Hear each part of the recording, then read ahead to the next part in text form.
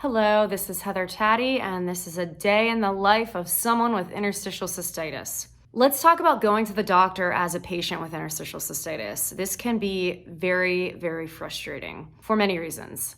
First reason being that it's not always easy to find a urologist that treats other interstitial cystitis patients and actually knows about the condition. I know a lot of times, people come from small towns. There aren't always doctors that treat other patients that have the condition. I know when I first started having symptoms, I had to drive 2 hours away to the nearest city, which was Pittsburgh for me, just to see a doctor. That can be very difficult, finding a doctor that can just talk to you on the condition and can kind of share what has worked for other patients. Secondly, visits can be rather disappointing. And this is because the mysteriousness that surrounds this condition, and it's not always easy to treat each patient the same way. Sometimes you feel like you're wasting your time and money going to the doctors because you get there and they suggest these invasive treatments that aren't really guaranteed to work until you actually try them and find out for yourself. So that can be very frustrating because there's only so many treatments you can do for the condition, and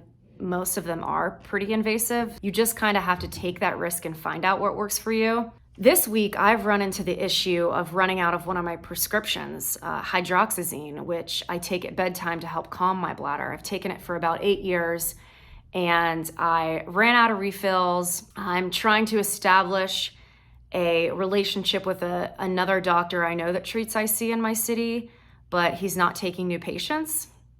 So all of my other doctors that I've seen, the 4 other urologists that I've seen that actually know about the condition, they've all either retired or moved, which is a really, really disappointing thing to have to deal with because, it's nice to go to the doctors because they, the doctors that I went to, they knew about the condition and they could speak to it. So that was kind of nice just to have someone to talk to. And now I'm having trouble finding another specialist. I don't want to drive hours away to the next city to see one.